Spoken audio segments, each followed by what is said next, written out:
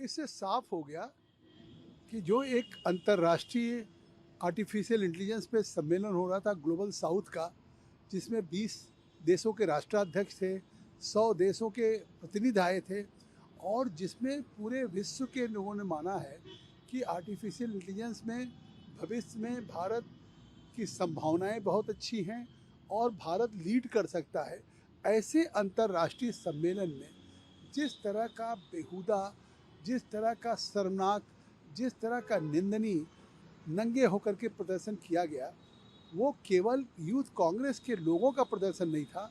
वो राहुल गांधी का समर्थन था। इससे साफ है कि कांग्रेस पार्टी खुद जिस तरह से मानसिक रूप से दिवालिया और नंगी हो गई है कि आज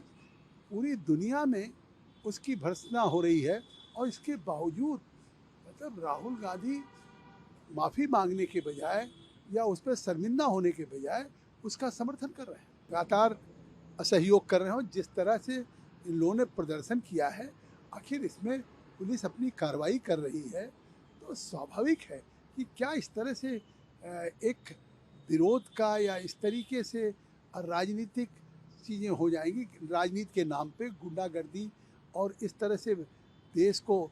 बदनाम करने की, कि जिस तरह से एक अंतर्राष्ट्रीय सम्मेलन में उन्होंने किया है। जो लोग भी जिम्मेदार, उनके खिलाफ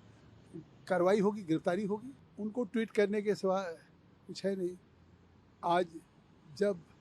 उत्तर प्रदेश को $1 ट्रिलियन इकोनॉमी बनाने के लिए प्रदेश के मुख्यमंत्री योगी आदित्यनाथ जी आज सिंगापुर में हैं, अगले 2 दिन में जापान जाएंगे, कल 6,000 करोड़ से ऊपर का निवेश का साइन हुआ है। तो जिस तरह से कल एक इंटरनेशनल हाउसिंग सोसाइटी के लिए हुआ है, एक बड़ा डाटा सेंटर के लिए समझौता हुआ है, तो आज उस अखिलेश ने कहा कि सिंगापुर गए हैं जल देखने। इनके ज़माने में भी इन्वेस्टर समिट होती थी, कभी एक पैसा धरती पर नहीं उतरता था, क्योंकि न कानून व्यवस्था की स्थिति ठीक थी और न तो बिजली आती थी।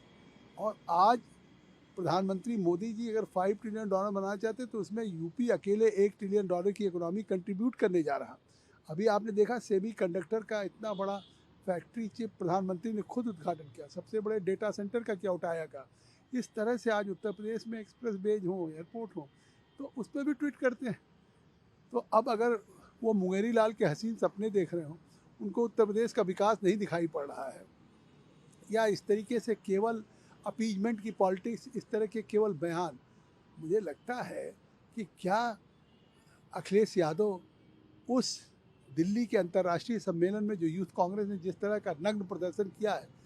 उसका समर्थन कर रहे हैं?